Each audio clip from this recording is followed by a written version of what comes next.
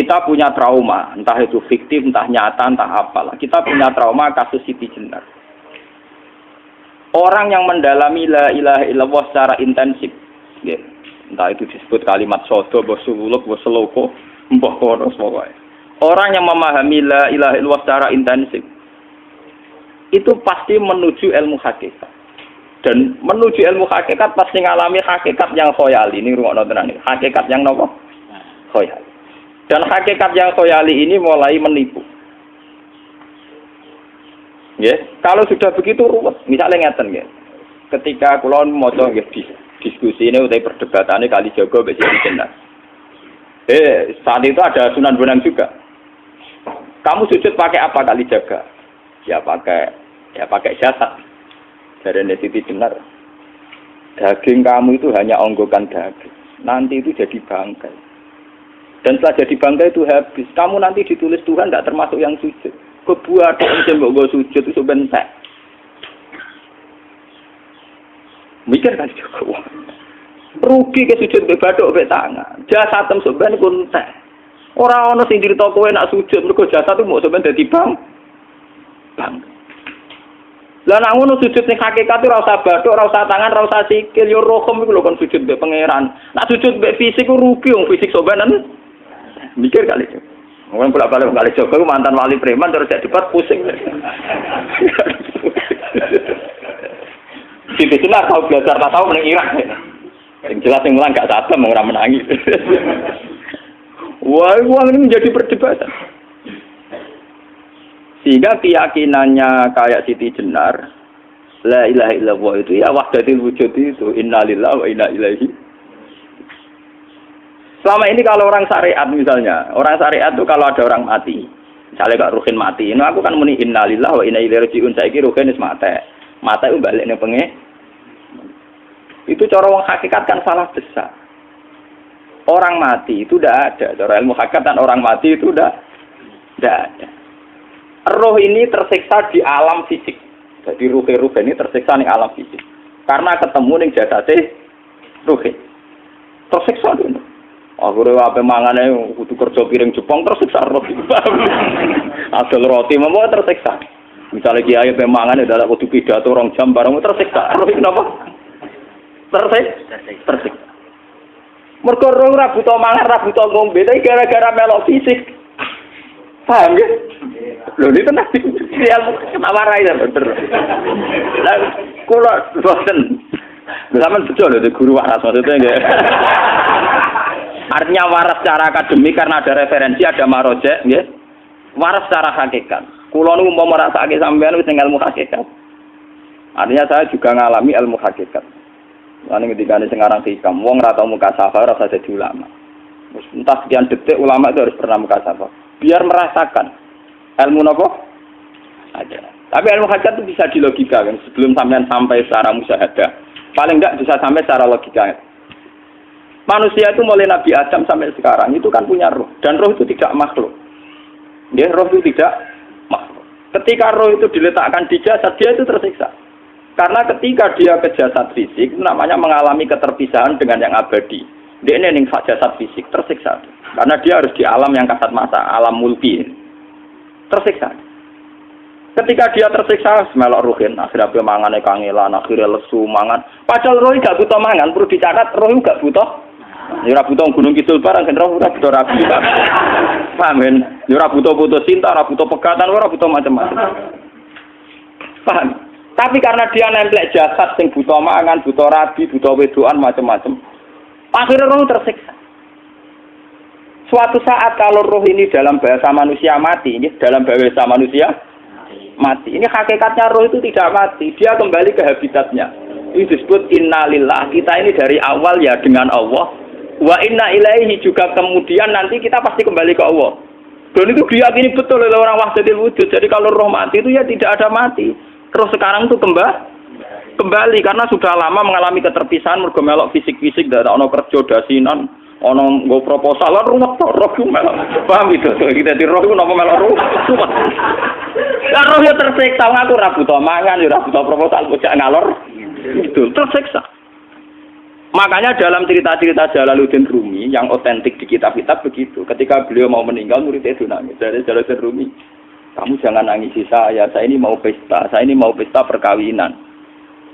Kamu tidak merasakan penyesalan saya ini lama menyesal karena harus hidup bersama kamu. Terus saya ini tersiksa karena ngalami alam yang rusak, yang fana. Alam yang fana. Harusnya roh saya itu di alam abadi, bukan di sini. Maka jangan tangisi kematian saya. Kematian saya adalah kembalinya roh ke habitatnya. Semenjak itu kematian dianggap malam perkawinan karena roh kembali. Walhasil ngono iku cara ilmu tasawuf bahasa Arab jenenge wahdatul wujud, kena Jawa Yogyakarta Solo kok adane jenenge manunggaling kawula. Mergo sing rawan ngono rugen lho, Pak. Nek tak terangno detail. Dadi bathuk mesti iki mbungkus sujud kan. Niku sampeyan ilang. Dadi seksine ora ono cara teorine sinten Siti? Rugi kowe. Wis jadi ya kentur. Lah kali coba mantan preman jak debat terus kowe ora ngono mbok terus tak pateni kowe. Lah debat ini biar ra iso. Premane kumat. Ya ta preman jak debat ilmi. Ngono ku model. Kali Joko yo ora salah. Dise sing dina Umar nggih ngoten. Umar sahabat top. Lah jak debat atau milih tak patenane ya Rasulullah. Gak iso dene cek ilmiah. Mantar preman pasar ukat terus jadi sahabat top. Debat yang milih mate. Ada wonten cerita wong Yahudi njaluk keputusan Nabi. Bareng wis diputusno Nabi cek mamang. Ndak tenang keputusane ngono dalam sengketa duniawi. Bariku takok ya Ali. Ya Ali, aku mau sowan ning Nabi Muhammad. Dikai keputusan tapi mamang cara kowe pilih. Sampai Ali dikai keputusan persis kanjeng Nabi. Cek mamang meneh takok Umar. Takok Umar aku mau sing Muhammad, ning Ali dikai keputusan kok mamang, Mar. Cara kowe piye? Urusan duit. Enteni iki. Entah dia meleput buat apa? Uang diputus Nabi ora marah. Buat mati. Gawe. Mereka mantan apa?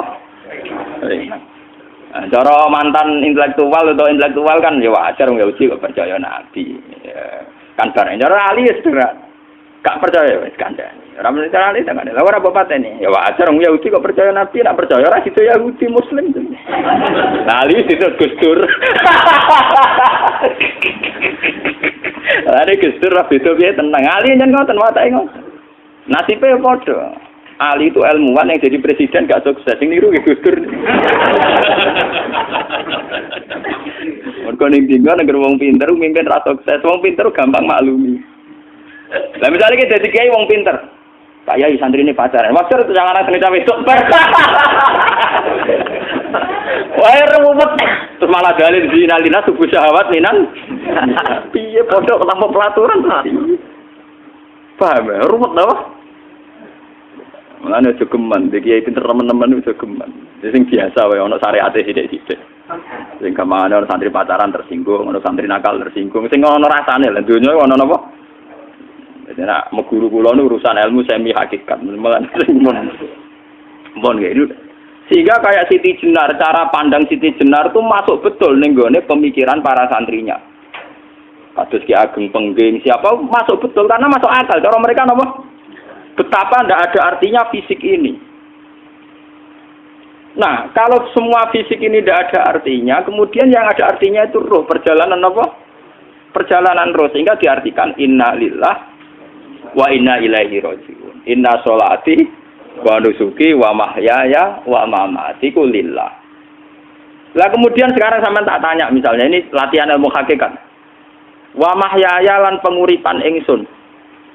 Kalau ingsun itu artinya fisik atau jasad, itu keliru besar karena jasad tidak pernah hidup. Yang hidup itu roh. Paham ya? Sekarang artinya wama mati itu apa? Kematian ingsun. Kalau roh itu tidak pernah mati, berarti kematian roh adalah keterpisahan dengan yang agung atau yang abadi. Dan semuanya itu lillahi rabbil alamin. Sehingga mereka mengatakan kematian itu satu pesta. Mulane kados Bilal ditakoki, ya Bilal, ketika murid-muridnya nangis bergape mati, Bilal ge seneng ae. Godan nalqal ahibbah Muhammad dan wa hisbah. Lah nak mati malah seneng tuh ketemu kekasihku. Sebab itu kematian tidak pernah jadi problem bagi mereka sing soleh. sing menembus ilmu hakikat. Paham?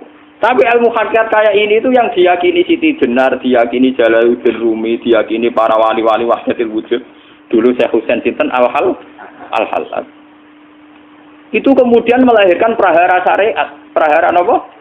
Syariat. Sebab itu Wali Songo, oke Siti Jenar benar dalam filosofinya, tapi harus dibunuh karena menjadi prahara syariat. Sama dengan yang dikatakan Nabi itu benar, tapi menjadi prahara syariat. Akhirnya disomasi oleh Umar radhiyallahu anhu. Jadi sebetulnya sama, pola-pola ceritanya sama. Intinya sebuah ilmu hakikat harus dikawal napa? Syariat. Nggih kula bolak-balik. Contoh paling gampang wit pisang. Wong nak mangan gedang kulitnya tetap dibuat. Tapi umpama gedang dari awal ora usah kulit, ra sido dadi gedang. Paham nggih? Meskipun kon ape dipangan ya dibuat. Tapi kita tidak bisa membayangkan pisang dari awal tanpa napa? Mbah kekeringan, mbah bosok, mbah ra sido dadi napa? Pisang. Terus pentingnya syariat lagi begini, gitu. Mulane penting ngaji wali-wali syariat sing pinter kados Sunan Kudus, kados Sunan Bonang. Andai kan tidak ada syariat itu dunia pun mesti rusak. Contoh paling gampang masalah pornografi, porno aksi. Jadi jenar aja omongi ngono ibu ngakak-ngakak deh. Dari pangeran wis pirsa, kowe nek klambi pangeran roh ora tentora ya ora usah klambenan.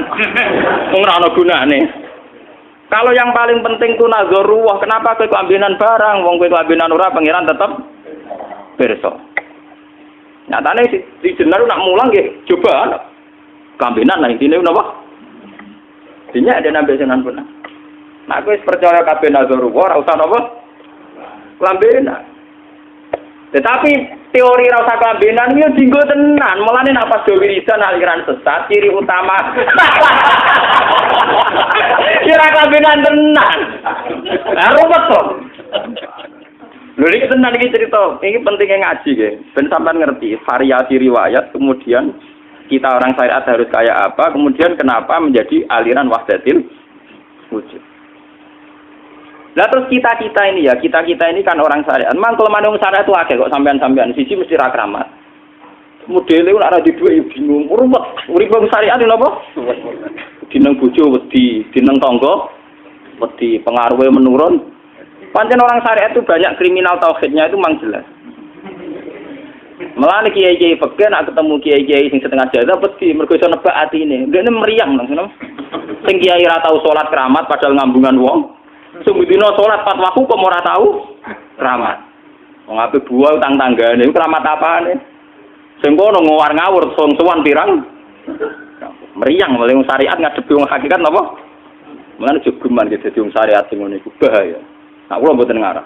Sampai dadi wong syariat sing ra keramat. Bahaya sekali itu bagi perjalanan agama. Kalau sering ketemu kiai-kiai yang terkenal keramat di Juwaduk tiang-tiang hakikat. Ditantang kocok-kocok kalau wani, nah tantang aku tetap rawani kok. Mikir deh. Karena orang yang sama-sama ke jalur hakikat tetap punya alamat, tetap wonten simahum fi wujuhi min atsari sujud. Cara pandangnya mesti sama. Kalau nanti ketemu murid, ya artinya yang ikut aliran Siti Jenar, dia ada sholat, ada apa, hidup di satu tempat gitu. Padahal dia bisa baca ihya. Dulu pernah mondok di Mekah, pernah di Irak. Itu ya meresahkan para kiai. Kemudian sebagian mereka minta saya suruh ketemu. Ya walhasil kalau ketemu pertama gitu. Jelas Gus Ba. Tapi zaman Rasul niku terperata arani muka sapa. Nggih biasa mawon. Kula ora usah kenal jenengan nggih kenal. Dadi kula biasa mawon. Lalu pernah ngajar-ajaran nih. Saya Gus ning donya tak enteni mau turu ngenteni mati ngono Gus kok repot. Jawaban kula terus enak. Sampai ada wong hakikat wong ngenteni mati barang. Ya mati wis saiki iku. Rasa ngenteni saiki padha-padha wis napa? Wis mati. Ya saiki wis padha-padha wis urip. Wis padha kabeh. Nah cara ilmu hakikat kan terus sama semua. Napa? Sama semua. Tadi makanya itu tadi. Kalau baleni malih logika hakikat itu begitu ya. Roh itu ditiupkan oleh Tuhan ke kita. Kemudian roh karena ikut alam fisik, alam jasad, roh ngalami yang kita alami. Nggih. Ketika roh ngalami yang kita alami, dia tersiksa. Nah, ketika roh sudah terpisah dari jasad yang mengekang, yang memenjara ini, dia senang terus kembali ke Tuhan. Ini disebut inna lillahi wa inna ilaihi. Lah jasad ini kemudian menurut ilmu hakikat tidak ada gunanya sama sekali total. hilang ditelan tanah. Lah kalau begitu jasad iki nak mbok agul-agulan, Gusti bathuk kula tak nggo sujud tangan kula ndi buktine tanganem wis ra ono. Bathuk wis ora. Mulane dari Siti Jenar, hanya wali bodoh kayak kalian yang punya ajaran bodoh begitu. Malah rasupan terus. Mulane Sunan Kalijaga semangat kon mateni mergo tambah omongane glodro nduk ndi. Tapi yang enggak disadari Siti Jenar yaitu tadi. Inti dari ilmu hakikat itu kan tunduk sama kersane Tuhan. Kalau sudah tunduk pada kersane Tuhan, kalau kersane Tuhan roh kita harus di jasad. Dan wujud jasad kita ini juga karena kehendak Tuhan. Kenapa yang wujudnya jasad yang karena kehendak Tuhan engkau ingkari? Sementara wujudnya roh tidak kamu ingkari. Toh wujudnya jasad ya bi iradatillah wa bi masyiatillah. Wujudnya roh ya bi wujudit bi masyiatillah wa ira.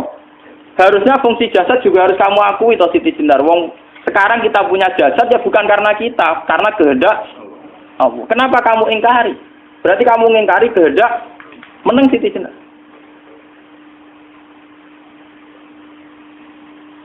Makanya hakikat yang pertama saya itu pasti khayal. Lah Siti Jenar itu hakikatnya baru yang sampai khayal itu. Jika dia tersesat. Sebetulnya kalau sudah hakikat beneran itu tidak perlu khayal begitu. Artinya tidak perlu khayal jasad kita sing senajan ora ana gunane ini. Tetap ya wae wujudnya karena kehendak Allah. Juga kita harus terima. Apapun kekurangannya, apapun kenaifannya, ironisnya harus kita terima. Ini sebagai bentuk penerimaan kita pada masyiatil. Begitu juga keadaan roh kita sebagai penerimaan atas masyiatil. Meskipun ada teori-teori roh yang lebih valid. Lebih valid misalnya begini.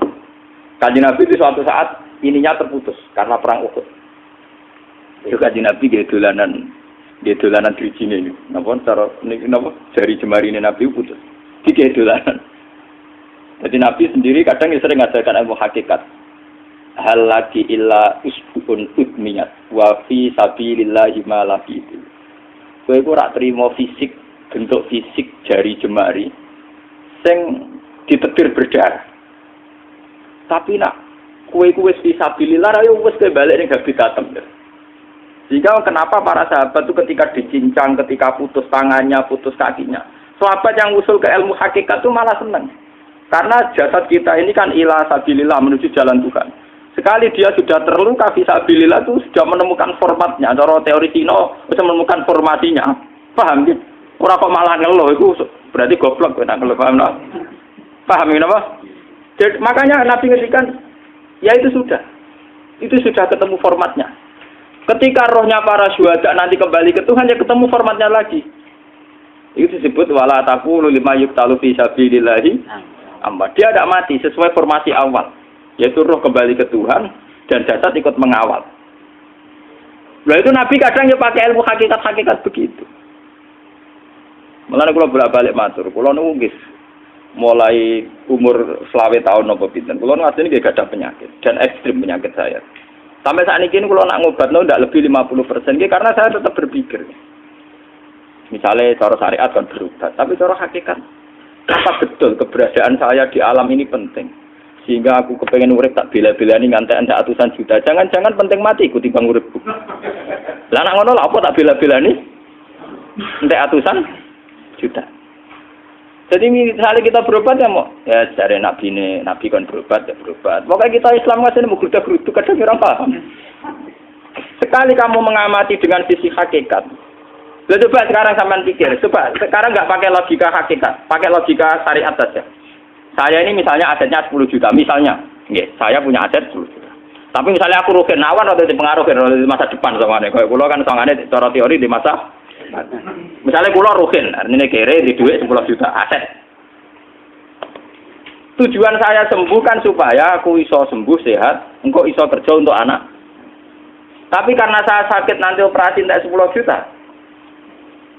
Operasi tidak 10 juta. Wong aku repair mesti iso marisi anak. Apa meneh nak duit 10 juta tak ada gue berobat malah jelas ra iso marisi. Lah nak ngono penting matiku ya dibagi 10 juta. Karwan iso diwaris langsung. Sementara anak aku mari dibiayai 10 juta, orang mesti mari 10 juta mesti entek. Artinya tidak ada jaminan kalau berobat itu secara visi ke depan lebih baik. Soalnya malah ngentekno donya nggak jelas akibat positifnya. Misalnya tetap lumpuh teori loh. Bapak artinya apa? Teori hakikat tetap lebih benar bahwa hidup itu tidak ada artinya. Semua itu tidak ada artinya. Berobat apa enggak berobat semuanya tidak ada arti. Teori loh gini. Sehingga kalau kita tengah-tengah aja tengah-tengah. Kasus kula misalnya loro nggih berobat. Gusti separuh kalau ngelakoni syariat, tapi sebagai kalau ulama fikih separuh kalau lakoni apa? Jadi kalau tetap buatan ngarah obat 100%. Tapi orang ngarah berobat wong kula tiyang apa? Syariat. Tapi memang faktanya itu begitu. Cara Kanjeng Nabi kadang Kanjeng Nabi berobat. Kadang Kanjeng Nabi wis nikine tercincang gede guyonan. Wa laki illa usbuun utmiyat. Ora apa driji sing gak melok-melok. Nah, bukti bahwa jasad itu begitu tidak penting. Kayak Sayyid Hamzah. Mulai Sayyid Hamzah nganggep wahyu bentone ra karuan. Kalau teori Siti Jenar itu benar, teori Jalaluddin Rumi benar teorinya ya ora kok ra salate lho nggih, maksudnya kok nganut ra salate. Benar cara analisis roh. Ketika Sayyid Hamzah dinyatakan mati oleh manusia, oleh hukum manusia dinyatakan mati karena dia sudah tidak bergerak. Dalam teori hakikat kan rohnya Sayyid Hamzah sudah fi khawasili tuyurin khudrin. Rohnya sudah diambil Tuhan, tidak mati. Paham ya? Ketika rohnya Sayyid Hamzah sudah diambil, jasad ini sudah tidak punya rasa.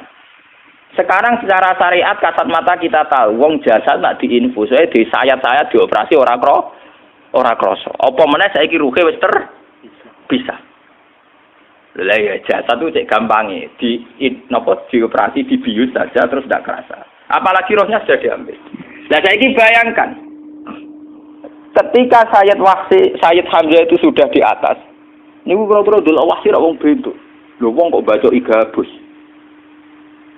Ketika jasad benar-benar tidak penting, kemudian jasadnya Sayyid Hamzah kan dicincang oleh wahsi. Ketika rohnya sudah diambil kan Hamzah tidak merasakan. Berarti Sayyid Hamzah guyu-guyu wahsi. Wahsi cek bentuk nih gabus dicincang. Paham ya? Lho niki tenan. Artinya ketika pandangan manusia iba kepada Sayyid Hamzah karena dicincang, dimutilasi oleh wahsi. Wahsi tidak mengalami Pak Sinten, Sayyid Hamzah tidak mengalami apa-apa karena rohnya sudah bersama Tuhan. Dan iso wae Sayyid Hamzah malah guyu-guyu wahsi. Cek gobloke. Gabus kok dicincang. Lah nak ngono rak mirip, makanya nggih. Dalam hal ini itu dalam teori roh itu sebetulnya Siti Jenar tidak sesat dalam teori roh. Tapi jangan katakan itu penemuannya Siti Jenar. Siti Jenar itu terlambat. Sebelum itu ada Husain Al-Khallas, sebelum itu ada Jalaluddin Rumi. Sebelum itu juga ada sahabat, ada nabi. Cuma cara aplikasinya Siti Jenar melenceng. Jadi jangan katakan kok tak kampus-kampus, itu pendapat Siti Jenar itu malah goblok meneng. Siti Jenar itu sanut, paham nggih maksud apa? Wis anut. Nah, teori yang sama terjadi pada Yesus Kristus. Ketika Yesus misalnya secara lahir dicincang, dimutilasi, diapakan oleh orang Yahudi. Sebetulnya rohnya dia sudah bersama Tuhan, kembali ke Tuhan Bapa, nah cara Kristen. Nah cara Islam ya balik ning pangeran. Andaikan itu iya, itu ya ada masalah karena hakikatnya dia tidak dicincang, tidak dibunuh. Andaikan iya lah, tentu menurut Islam yang dibunuh Yudas atau siapa itu yang masuk piala. Tapi sama sebetulnya teorinya sama, kalaupun iya ada masalah. Oke, kalau misalnya Nabi Isa karena ada kontroversi menyangkut dia atau Yudas. Sekarang yang Zakaria dan ya Zakaria Yahya itu dicincang betul oleh orang Yahudi, matinya dimutilasi. Tapi dia tidak apa-apa. Karena ketika beliau dicincang, rohnya sudah diambil. Ini rumah tenan kan, ben kira untuk kendel mati paham kan ya. Jadi maksudnya ini kalau ajari, nah mati itu tidak problem. Ini kalau urip mesti loh. Nah ini bersamaan paham ya. Kaitan la ilaha illallah ini nanti semuanya sama kaitan sama apa? La ilaha illallah. Ini nanti ujungnya sama dengan la ilaha illallah. Begitu juga seterusnya. Misalnya Yahya kalian sinten? Zakaria. Ketika Tuhan ditanya, jadi tenggene alam malakut pangeran ditakok, ya Allah, Yahya dan Zakaria itu kan hamba pilihan engkau. Ketika dicincang kok jenengan biarkan. Endi Yahya Zakaria dicincang? Aku iku ora goblok dari pangeran. Sedurunge dekne dicincang jasate ruhe tak jupuk. Dadi dekne ora krasa blas. Begitu juga ning tafsir-tafsir sampean lihat wa Maryama. Sayyidah Maryam yang istrinya Fir'aun. Itu kan dia iman sama Nabi Musa. Asiyah, ya Asiyah imro'ati napa? Fir'aun. Asiyah imro'ati Fir'aun, ya. Itu kan dihukum oleh Fir'aun. Ketika mau ditumpaki napa? Batu besar. Iku Allah ketika di pangeran, ya malaikat mauti, cepat ambil rohnya sebelum dihunjami batu besar. Terus rohnya diambil.